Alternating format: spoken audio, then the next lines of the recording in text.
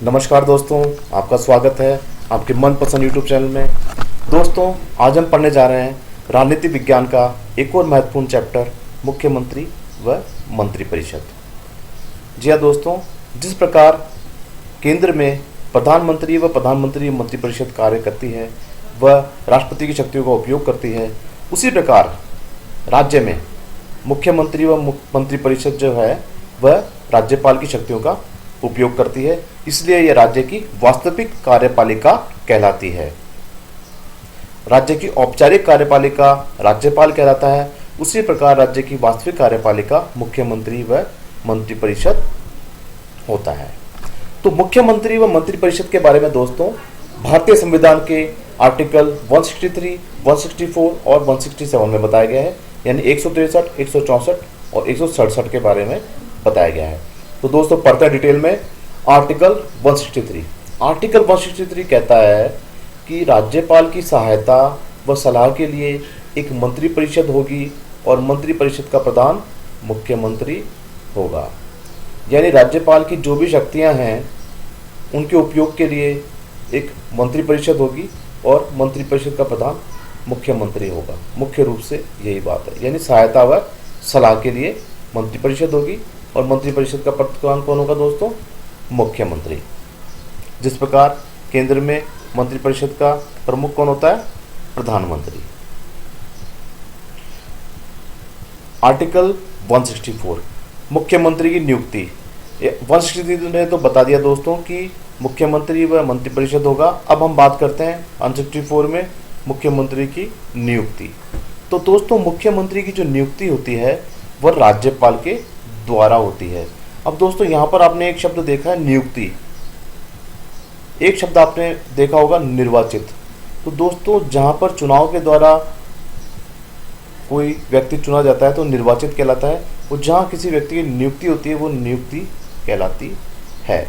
इसमें क्या होता है दोस्तों, राज्यपाल विधानसभा में बहुमत दल के नेता को मुख्यमंत्री चुनता है।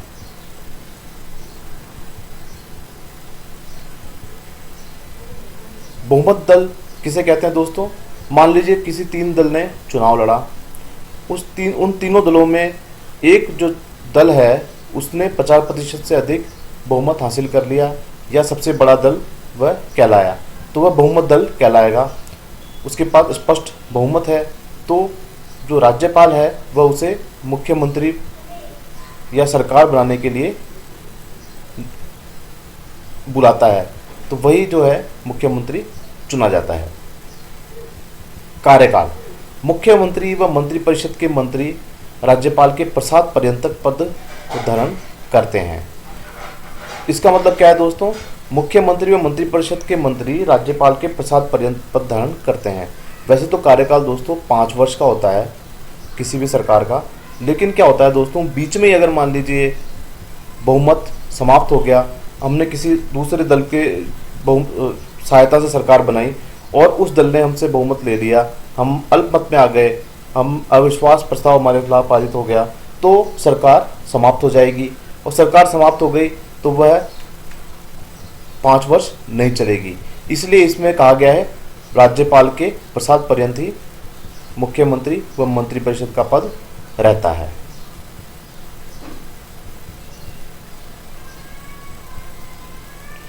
व्यवहार में विधानसभा में बहुमत प्राप्त रहने तक 5 वर्ष व्यवहार में होता है ये।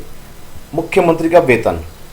वैसे दोस्तों मुख्यमंत्री का जो वेतन है उसके बारे में पूछा नहीं जाता है, क्योंकि उसके बारे में ये पूछा जाता है कि मुख्यमंत्री का वेतन किसके द्वारा निर्धारित होता है, तो विधानमंडल के प्रस्ताव द्वारा निर्वाचित होता है वो।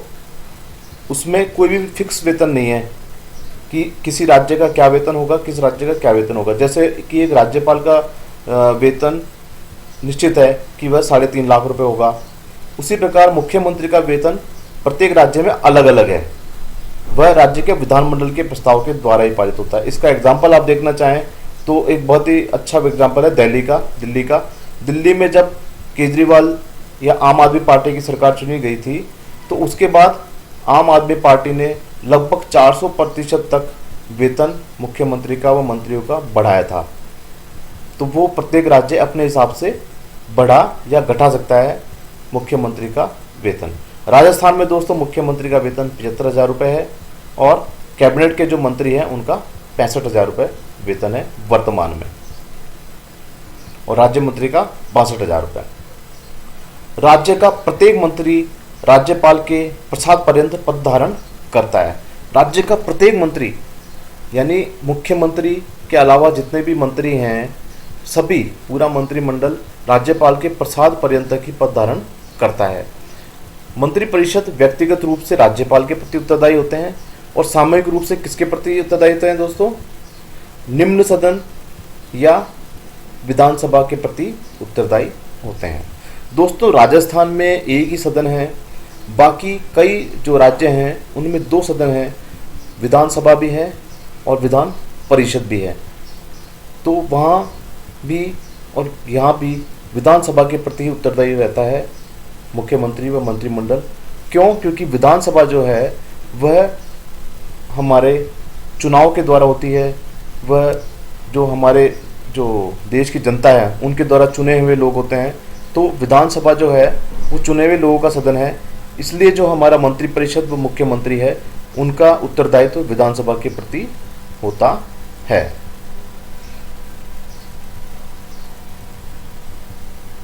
यदि एक मंत्री के खिलाफ अविश्वास प्रस्ताव पारित हो तो संपूर्ण मंत्रिपरिषद को त्यागपत्र देना होता है। योग्यता: मुख्यमंत्री व मंत्रिपरिषद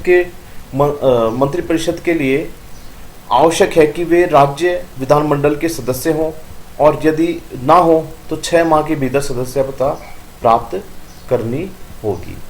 दोस्तों मुख्यमंत्री व मंत्रिपरिषद के लिए जो है वो ये आवश्यक है कि विधानमंडल का सदस्य हो, अगर नहीं है तो उसे 6 महीने के भीतर किसी भी सदन की सदस्यता लेनी होती है। राजस्थान में तो एक ही सदन है, लेकिन जैसे आपने देखा होगा कि प्रधानमंत्री जी का पूर्व जो कार्यकाल था उसमें प्रधानमंत्री जी चुने गए थे। स्मृति ईरानी जी हार गई थी अपनी सीट, लेकिन उन्हें मंत्रालय मिला था। उसी प्रकार अरुण जेटली जी अपनी सीट हार गए थे, लेकिन उन्हें मंत्रालय मिला था। कैसे मिला दोस्तों? वह सदन के सदस्य नहीं थे, लेकिन 6 महीने के भीतर ही उन्होंने राज्यसभा में निर्वाचन प्राप्त किया और राज्यसभा से वह सदन में आए और उन्हें पद मिल गया। इसी प्रकार अगर मुख्यमंत्री जो है इसी अभी वर्तमान में अगर हम देखें शिवसेना से महाराष्ट्र के मुख्यमंत्री चुने गए हैं ठाकरे जी, लेकिन वह किसी भी सदन के सदस्य नहीं है। तो उन्होंने अभी जो है वहाँ की वहाँ की विधान परिषद है वहाँ की सदस्यता धारण करी है। तो 6 महीने के भीतर दोस्तों उन्हें किसी भी सदन की सदस्यता धारण करनी होती है। राजस्थान में एक ही सदन है, इसलिए एक ही सदन के विधान जो मंडल है वहीं की सदस्यता उन्हें लेनी होती है। समझे दोस्तों आप? यानी 6 महीने के अंदर उन्हें विधानसभा में होना होता है किसी भी तरह से। शपथ: मुख्यमंत्री व मंत्रिपरिषद के मंत्री राज्यपाल के समक्ष पद व गोपनीयता की शपथ लेते हैं। मुख्यमंत्री और मंत्रिपरिषद जो है दोस्तों वो राज्यपाल के समक्ष ही पद व गोपनीयता की शपथ लेते हैं। त्यागपत्र: मुख्यमंत्री व मंत्रिपरिषद के मंत्री राज्यपाल को अपना त्यागपत्र देते हैं। बहुत ही ध्यान रखने वाली बात है दोस्तों, मुख्यमंत्री और मंत्रिपरिषद राज्यपाल के समक्ष शपथ लेगा और राज्यपाल को ही अपना त्यागपत्र देगा। लेकिन क्या एक विधायक भी मुख्यमंत्री को राज्यपाल को ही त्यागपत्र देगा? नहीं दोस्तों, राज्यपाल को त्यागपत्र नहीं सौंपेगा एक विधायक सौंपेगा स्पीकर को त्यागपत्र या विधानसभा अध्यक्ष को त्यागपत्र सौंपेगा, वह राज्यपाल को अपना त्यागपत्र नहीं सौंपेगा। जहाँ तक मंत्रिमंडल की बात है तो मंत्रिमंडल जो है वह राज्यपाल के प्रसाद पर्यंत कार्य करता है, जिस प्रकार राज्यपाल राष्ट्रपति के प्रसाद पर्यंत कार्य करता है। देखिए हमारे लोकतंत्र की खासियत देखिए दोस्तों, पूर्ण रूप से जो शक्तियां हैं वह किसी के पास नहीं है। मुख्यमंत्री राज्यपाल के प्रसाद पर्यंत कार्य कर रहा है और राज्यपाल राष्ट्रपति के प्रसाद पर्यंत कार्य कर रहा है, और राज्यपाल की शक्तियों का उपयोग मुख्यमंत्री कर रहा है और राष्ट्रपति की शक्तियों का उपयोग प्रधानमंत्री कर रहा है। मुख्यमंत्री के कार्य: आर्टिकल 167। अब तक दो आर्टिकल के बारे में हमने पढ़ा था, 163 और 164 की। 163 में क्या बताया गया दोस्तों कि प्रत्येक राज्य में जो राज्यपाल है उसकी सहायता के लिए एक मुख्यमंत्री व मंत्रिमंडल होगा। 164 में नियुक्ति के बारे में बताया इन लोगों की। और अब हम बात कर रहे हैं 167 की, जिसमें कि मुख्यमंत्री की शक्तियां व मुख्यमंत्री के कार्य के बारे में बात करते हैं। मुख्यमंत्री दोस्तों सभी कार्य करता है, लगभग राज्य के जो शक्तियां राज्यपाल के पास होती है उन सभी का उपयोग मुख्यमंत्री ही करता है। जनता के विकास के लिए, राज्य विकास के लिए जो भी कदम उठाने होते हैं वह मुख्यमंत्री करता है कार्य। जो भी शासन संबंधी सूचनाएं हैं वह राज्यपाल को देता है। मुख्यमंत्री विधानसभा में बहुमत दल का नेता भी होता है। किसी मंत्री द्वारा किए गए निर्णय को मंत्रिपरिषद के समक्ष रखवाना यह भी मुख्यमंत्री का ही कार्य है। और राज्य की सरकार का प्रमुख जो प्रवक्ता है वह भी मुख्यमंत्री ही होता है। अब आप देख लीजिए, राजस्थान के राज्यपाल हैं कलराज मिश्र जी और राजस्थान के मुख्यमंत्री हैं श्री अशोक गहलोत जी। लेकिन अगर कोई भी कार्य होता है तो हम बात किसकी करते हैं? मुख्यमंत्री ने यह निर्णय लिया, मुख्यमंत्री आज यह करने जा रहे हैं। तो जो असली कार्यकारी शक्तियां हैं वह मुख्यमंत्री के पास ही होती है। मंत्रिपरिषद की मंत्रियों के मध्य विभागों का बंटवारा जो है वह भी मुख्यमंत्री करता है। मुख्यमंत्री मंत्रिपरिषद के जितने भी मंत्री हैं उनके मध्य विभागों का बंटवारा है वह भी मुख्यमंत्री करता है। मंत्रिपरिषद की बैठकों की अध्यक्षता मुख्यमंत्री करता है।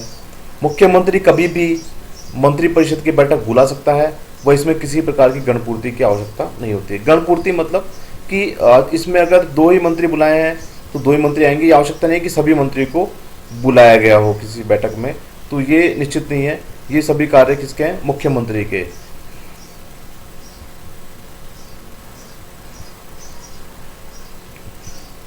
तो मुख्यमंत्री जो है दोस्तों लगभग सभी विकास के कार्य, सभी विकास से संबंधित समितियां, सभी विकास से संबंधित मीटिंग्स, सभी मंत्रिमंडल की संरचना, सभी कार्य किसके हैं?